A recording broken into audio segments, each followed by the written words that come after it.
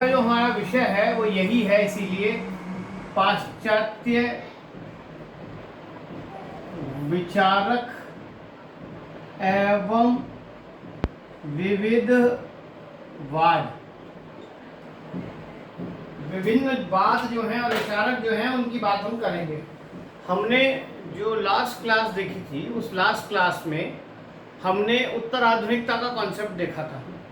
नई समीक्षा में जो चीज़ें निकल कर आई उसमें एक सबसे बड़ी विचारधारा आई थी उत्तर आधुनिकता की, और जो आज तक चल रही है उसके बारे में हमने विराट स्तर पर बात की। उसी उत्तर आधुनिकता के अंतर्गत कई अलग अलग विचारधाराएं समाहित हो गई, ये भी हमने देखा। पहले उसका कॉन्सेप्ट कहाँ से स्टार्ट हुआ, कैसे कैसे वो बनता हुआ आज तक चल रहा है। विभिन्न विचारधाराएं उसके अंदर समाहित हुई, उन्हीं की बात हम कर रहे हैं कि कौन कौन सी विचारधारा आज हमारे को देखने के लिए मिलती हैं। कुछ तीव्र गति से चल रही हैं आज भी, कुछ चीज़ों के समर्थन में अभी भी लोग हैं, कुछ लोग चीज़ों के समर्थन में नहीं होकर विरोध में चले गए लोग।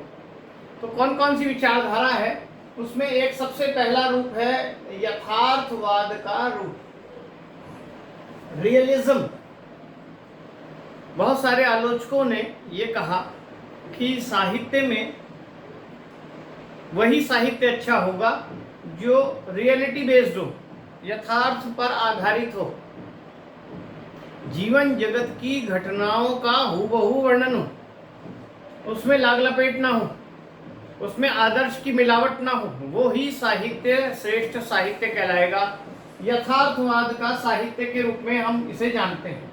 और इसके संस्थापक कौन है? मर्क्यू फ्रांसे। मर्क्यू फ्रांसे जो है इसके संस्थापक हैं यथार्थवाद के। ये है क्या यथार्थवाद? तो एक परिभाषा लिखना चाहें तो जीवन की सच्ची अनुभूतियों को कलात्मक रूप में प्रस्तुत करना ही यथार्थवाद है। जीवन की सच्ची अनुभूति, कृत्रिम नहीं, आर्टिफिशियल नहीं, आदर्श की मिलावट वाली नहीं, वास्तविक सच्ची अनुभूतियों का कलात्मक रूप। कलात्मक मतलब मनोरंजक ढंग से उसे प्रस्तुत करना जो सबको सर्वग्राह्य हो जाए। इस यथार्थवाद की भाषा कैसी होती है?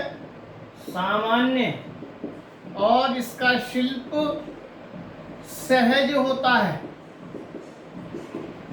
ये भी ध्यान रखें, जैसे विषय वस्तु ईमानदारी की है, सच्ची है, सहज है, नैसर्गिक है, वैसे ही उसकी भाषा भी सामान्य और शिल्प भी सहज होता है, बनावट नहीं होती है इसमें। जयशंकर प्रसाद यथार्थवाद के संबंध में क्या कहते हैं कि यथार्थवाद का संबंध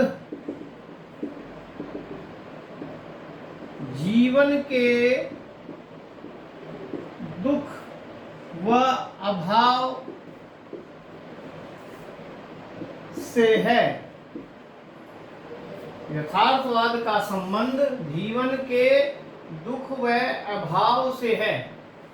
मतलब जीवन का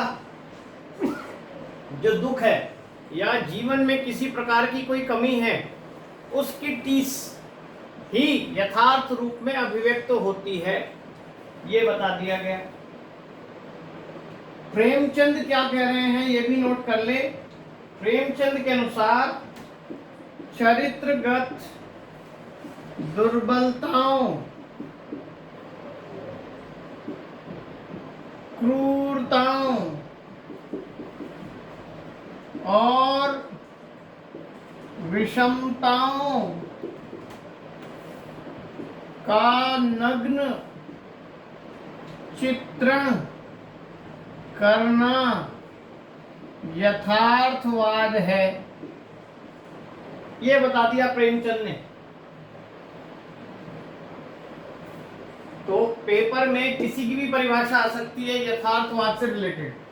कौन यथार्थवाद के प्रवर्तक हैं, यथार्थवाद की एक सामान्य परिभाषा, उसकी भाषा कैसी होती है, जयशंकर प्रसाद की दृष्टि में यथार्थवाद क्या है, प्रेमचंद की दृष्टि में यथार्थवाद क्या है। अभी जो मैं आपको लिखवा रहा हूं उसमें से एक भी प्रश्न अभी तक नहीं आया है, फिर ध्यान रखना सारे इंपॉर्टेंट हैं। जयशंकर प्रसाद, उनकी दृष्टि में यथार्थवाद क्या है, तो वो कहते हैं आदर्शवाद का विषय जहां आकाश है, उच्चता है, वहीं यथार्थवाद का विषय पथरीली धरती है, लघुता है। ये बता दिया। आदर्शवाद से कंपेयर करते हुए यथार्थवाद को स्पष्ट किया जयशंकर प्रसाद ने कि आदर्शवाद तो आकाश है, ऊंची चीज है, ख्वाब की बातें हैं, जबकि यथार्थवाद क्या है, रियलिटी है, पथरीली जमीन है जिसका हम स्पर्श करते हैं, जिसका हमें पता है। आकाश तो दूर से दिखता है, सुंदर है, लेकिन वास्तविकता कैसी है आकाश की पता नहीं है। इसलिए प्रसाद ने यथार्थवाद को स्पष्ट करने के लिए क्या किया, उन्होंने इसे आदर्शवाद के साथ उसको कंपेयर किया है। नंद दुलारे वाजपेयी के अनुसार यथार्थवाद क्या है, इनकी दृष्टि में यथार्थवाद का संबंध प्रत्यक्ष वस्तु जगत से है। इनकी दृष्टि में यथार्थवाद का संबंध किससे है, प्रत्यक्ष वस्तु जगत से है। प्रत्यक्ष वस्तु जगत जो हमें सामने दिखाई दे रहा है वही हकीकत है, वही हमारे सामने है। इससे परे कोई भी बात है वो कल्पना है, आदर्श है, उसके वो यथार्थवाद के दायरे में नहीं आएगा। तो यथार्थवाद जिस साहित्य में दिखाई देगा वही साहित्य श्रेष्ठ होगा। और उस यथार्थवाद कैसे दिखाई देगा, तो आपको उसकी भाषा पता होनी चाहिए कैसी है, उसके अंदर प्रत्यक्ष वर्णन है कि नहीं है समाज का, जीवन का, जगत का, मनुष्य के दुख सुख का, ये सब चीजें बताएंगे। जो साहित्य ऐसा वर्णन करेगा वही साहित्य श्रेष्ठ है। प्रेमचंद ने अपने भाषण में लखनऊ के अधिवेशन में जो भाषण दिया उसमें भी ये स्पष्ट किया कि सच्चा साहित्य जीवन की आलोचना है। हम पहले काव्य लक्षण के संबंध में भी पढ़ चुके हैं, और जीवन की आलोचना यथार्थ परक दृष्टि से होगी।